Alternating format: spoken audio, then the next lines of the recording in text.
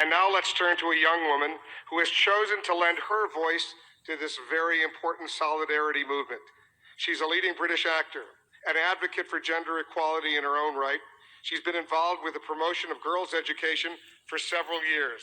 As part of her humanitarian efforts, she's visited Bangladesh, Zambia, recently returned, as we just heard, from Uruguay on her first mission with UN Women. Ladies and gentlemen, please join me in welcoming to this stage our co-host and the UN Women's Global Goodwill Ambassador, Emma Watson. Dan sekarang mari kita beralih ke seorang wanita yang telah memilih untuk memberikan suaranya pada gerakan solidaritas yang sangat penting ini. Dia adalah aktor Inggris terkemuka yang mengadvokasi menyeruakan kesetaraan gender dalam haknya sendiri. Dia telah terlibat dalam promosi pendidikan anak perempuan selama beberapa tahun. Sebagai bagian dari upaya kemanusiaannya, dia mengunjungi Uruguay, Bangladesh, Zambia, dan baru-baru ini kami mendengar bahwa dia baru kembali dari Uruguay. Pada misi pertamanya menjadi ambasador PBB wanita. Para hadirin yang terhormat, mari kita sambut ke atas podium tuan rumah kami dan duta Goodwill Global PBB, Emma Watson.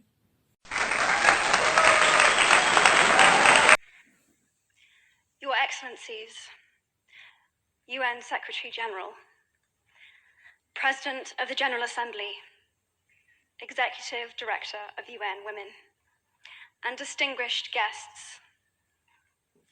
Yang terhormat Sekretaris Jenderal PBB, Presiden Majelis Umum, Direktur Eksekutif PBB Perempuan, dan tamu-tamu yang terhormat. Today, we are launching a campaign called He for She.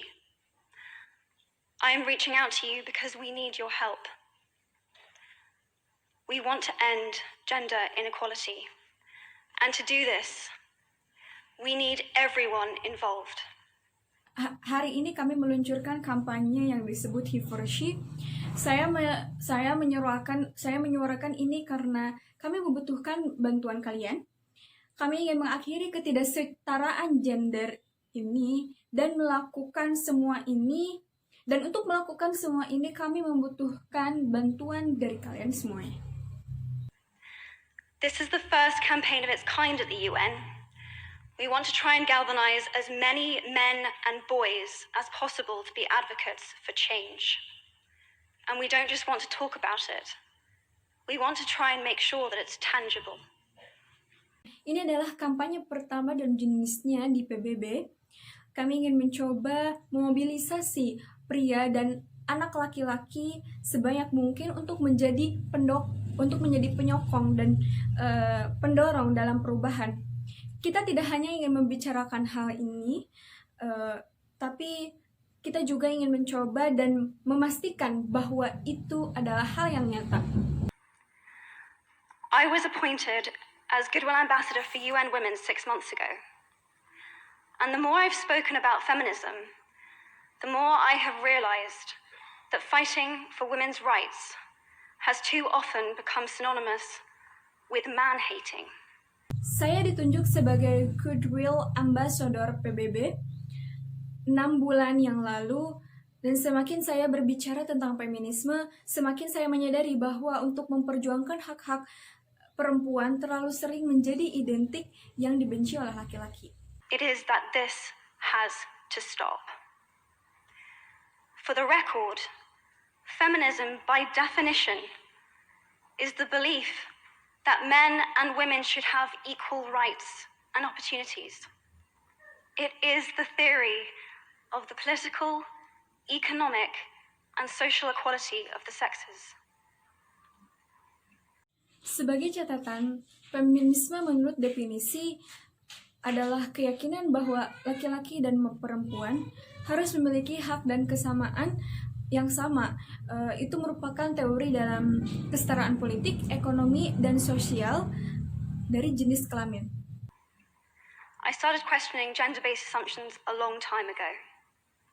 When I was 8, I was confused being called bossy, because I wanted to direct the plays that we would put on for our parents. But the boys were not. Saya mulai mempertanyakan asumsi berbasis gender ini yang seringkali dianggap hal yang wajar. Ketika saya berusia 8 tahun, saya bingung dan dianggap sebagai bos ketika saya ingin menyutradai pentas di hadapan orang tua saya. Akan tetapi, sementara laki-laki tidak disebut demikian. When at 14, I started to be sexualized by certain elements of the media. When at 15, my girlfriends started dropping out of their beloved sports teams because they didn't want to appear muscly. Ketika saya berusia 14 tahun, saya mulai ditunjukkan sebagai perempuan oleh elemen-elemen media tertentu. Ketika saya berusia 15 tahun, pacar saya mulai keluar dari tim olahraga karena mereka tidak ingin tampil berotot.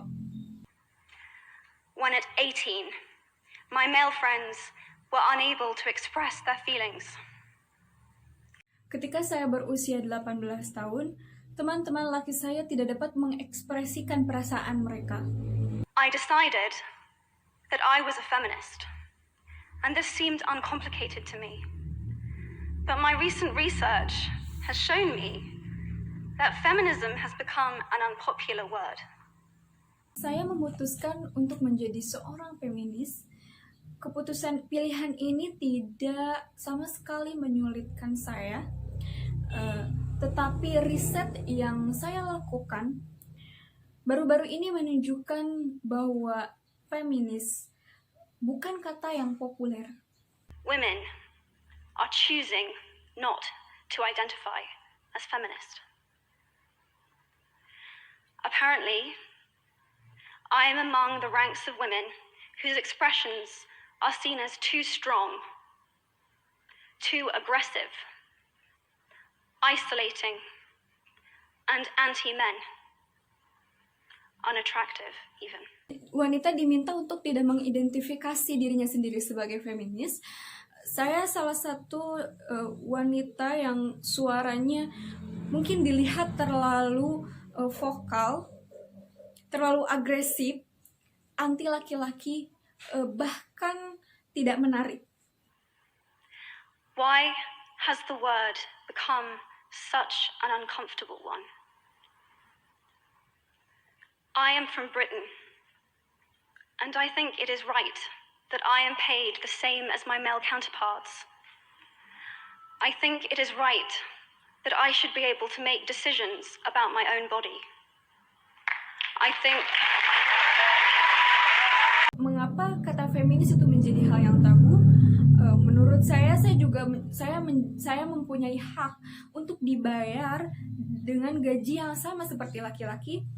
Menurut saya juga sudah menjadi hak-hak saya untuk membuat keputusan sendiri atas diri saya sendiri.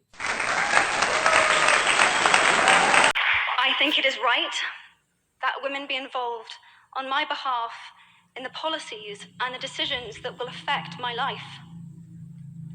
I think it is right that socially I am afforded the same respect as men. Menurutku sudah menjadi hak wanita terlibat dalam kebijakan dan keputusan yang mempengaruhi hidup kami. Menurut saya sudah menjadi hak itu secara sosial. But sadly, I can say that there is no one country in the world where all women can expect to receive these rights. No country in the world can yet say that they have achieved gender equality. Tapi sayangnya saya dapat mengatakan bahwa tidak semua negara di dunia ini di mana perempuannya dapat menerima hak-hak ini, tidak ada negara di dunia ini yang mengatakan bahwa mereka mencapai kesetaraan gender dengan hal yang benar. These rights I consider to be human rights, but I am one of the lucky ones. My life is a sheer privilege because my parents didn't love me less because I was born a daughter. My school did not limit me because I was a girl.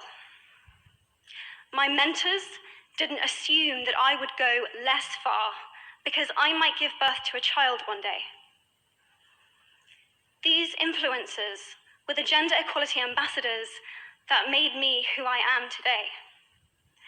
They may not know it, but they are the inadvertent feminists who are changing the world today.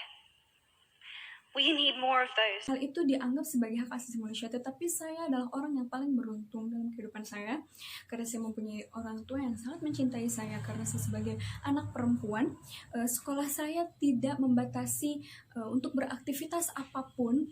Karena saya seorang gadis, mentor saya tidak berasumsi bahwa saya akan pergi jauh karena saya mungkin akan melahirkan seorang anak suatu hari nanti.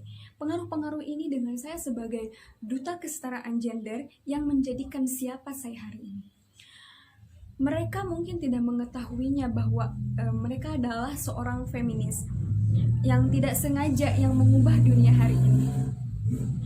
Kami membutuhkan bantuan kalian semua. It is not the word that is important. It's the idea and the ambition behind it.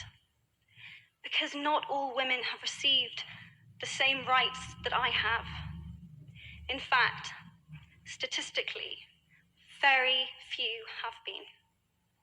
Jika kalian masih membenci kata feminisme, itu bukan kata yang penting.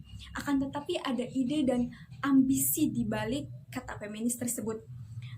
Karena tidak semua wanita telah menerima hak yang sama yang saya miliki. Pada kenyataannya, secara statistik sangat sedikit kemungkinan itu terjadi. In 1997, Hillary Clinton made a famous speech in Beijing about women's rights. Sadly, many of the things that she wanted to change are still true today. But what stood out for me the most was that less than 30% of the audience were male. How can we affect change in the world when only half of it is invited or feel welcome to participate in the conversation? Pada tahun 1997, Hillary Clinton menyampaikan pidato terkenalnya tentang hak perempuan. Sayangnya banyak hal yang ingin ia rubah, akan tetapi masih terjadi sampai sekarang.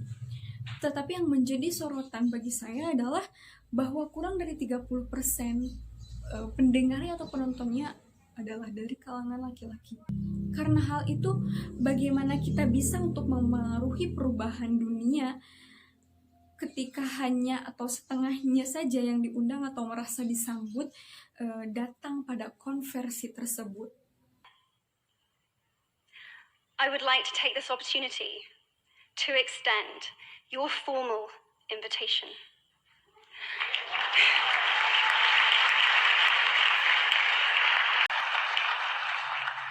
Gender equality is your issue too.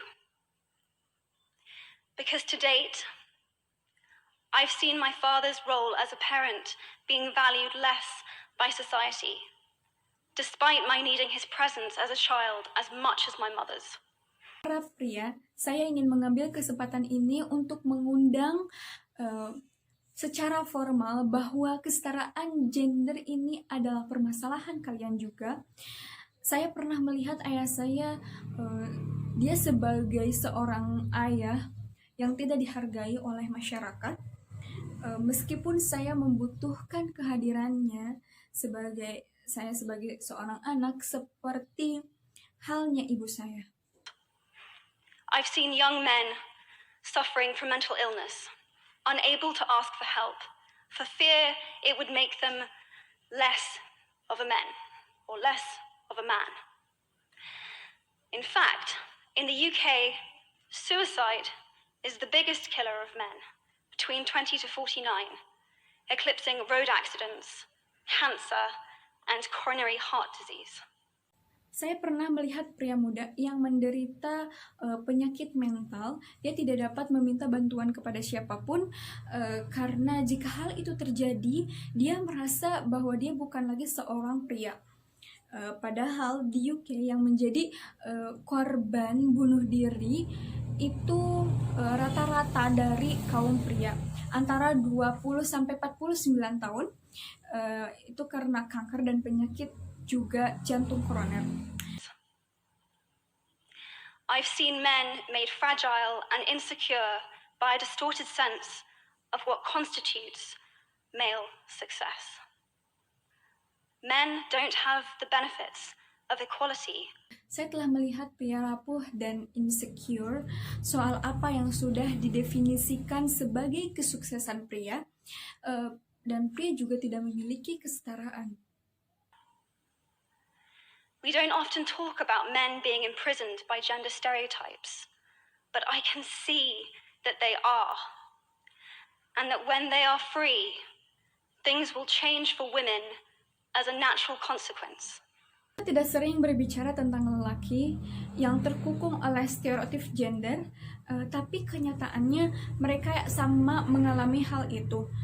Ketika itu adalah pemikiran yang biasa akan berubah bagi seorang perempuan sebagai konsekuensi alam. If men don't have to be aggressive in order to be accepted, women won't feel compelled to be submissive. If men don't have to control, women won't have to be controlled. Jika pria tidak harus agresif untuk diterima, wanita tidak harus merasa tunduk. Jika pria tidak harus mengendalikan, perempuan tidak harus dikontrol. Both men and women should feel free to be sensitive. Both men and women should feel free to be strong.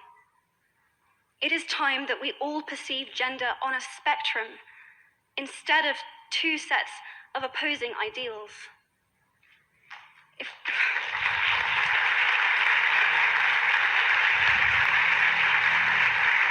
Baik pria maupun wanita harus merasa bebas untuk menjadi sensitif. Baik pria maupun wanita harus merasa bebas untuk menjadi kuat. Sudah saatnya untuk kita semua menganggap bahwa gender dalam spektrum adalah sebagai dua perangkat ideal yang bukan saling bertentangan.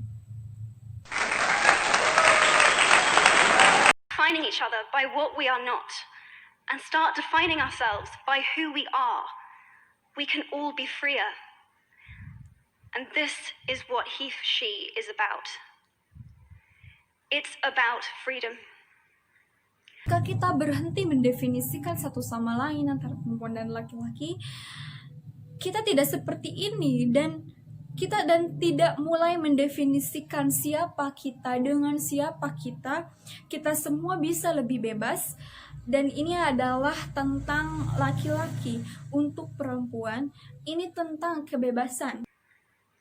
I want men to take up this mantle so that their daughters, sisters, and mothers can be free from prejudice, but also so that their sons have permission to be vulnerable and human too. Reclaim those parts of themselves they abandoned, and in doing so, be a more true and complete version of themselves. Saya ingin para pria mengambil semua suara-suara ini agar anak perempuan, saudara-saudara perempuan dan yang lainnya dapat terbebas dari prasangka. Demikian juga putra-putra mereka dapat mengizinkan menjadi manusia yang mendapatkan kembali bagian-bagian dari diri yang mereka tinggalkan dan melakukan hal itu dengan versi mereka masing-masing. You might be thinking, who is this Harry Potter girl? And what is she doing speaking at the UN? And it's a really good question. I've been asking myself the same thing. All I know is that I care about this problem and I want to make it better. Kalian mungkin berpikir siapa gadis Harry Potter ini dan kemudian apa yang dibicarakannya di atas podium PB ini. Itu adalah sama halnya yang saya pikirkan. Yang saya tahu bahwa saya peduli terhadap permasalahan ini dan saya ingin membuatnya lebih baik. And having seen what I've seen, And given the chance, I feel it is my responsibility to say something. Statesman Edmund Burke said, "All that is needed for the forces of evil to triumph is for good men and women to do nothing." Dan saya melihat bahwa saya mempunyai kesempatan, maka dari itu saya mempunyai tanggung jawab untuk mengatakan sesuatu. Pernyataan Edmund Burke mengatakan semua yang diperlukan agar kekuatan jahat, agar kekuatan kejahatan menang adalah untuk cukup banyak pria dan wanita untuk tidak melakukan apa-apa. In my nervousness for this speech, and in my moments of doubt, I've told myself firmly, if not me, who? If not now, when? Dalam kegugupan saya berbicara di atas podium ini, dan di saat keraguan-keraguan yang menyelimuti saya telah mengatakan kepada diri saya sendiri bahwa jika bukan saya, siapa? Dan jika bukan sekarang, kapan? If you have similar doubts when opportunities are presented to you, I hope that those words will be helpful. Because the reality is that if we do nothing, it will take 75 years, or for me to be nearly 100, before women can expect to be paid the same as men. Jika Anda memiliki keraguan yang sama ketika Anda diberikan kesempatan tersebut, saya harap kata-kata itu dapat membantu. Karena kenyataannya bahwa jika kita tidak melakukan apa-apa, mungkin memerlukan waktu 75 tahun, atau bagi saya menjadi hampir 100 tahun sebelum perempuan dibayar sama halnya dengan laki-laki dalam pekerjaan yang sama. Men for the same work. 15.5 million girls will be married in the next 16 years as children. And at current rates, it won't be until 2086 before all rural African girls can have a secondary education. Dalam hal yang sama, 15,5 juta anak perempuan akan menikah dalam usia 16 tahun yang akan datang sebagai anak-anak. Dan pada saat ini, itu tidak akan sampai 2086 sebelum gadis pedesaan Afrika dapat memiliki pendidikan menengah. Anak perempuan akan menikah dalam usia 16 tahun yang akan datang sebagai anak-anak. Dan pada saat ini itu tidak akan sampai 2086 gadis pedesaan Afrika jika mereka mendapatkan pendidikan menengah. Dalam hal yang sama, 15,5 juta perempuan akan menikah dalam usia 16 tahun ke depan sebagai anak-anak. Dan pada saat ini itu tidak akan sampai 2086 gadis pedesaan Afrika jika mereka memiliki pendidikan menengah. If you believe in equality, you might be one of those inadvertent feminists that I spoke of earlier. And for this, I applaud you. We are struggling for a uniting word, but the good news is that we have a uniting movement. It is called He for She. I am inviting you to step forward, to be seen, and to ask yourself, if not me, who? If not now, when?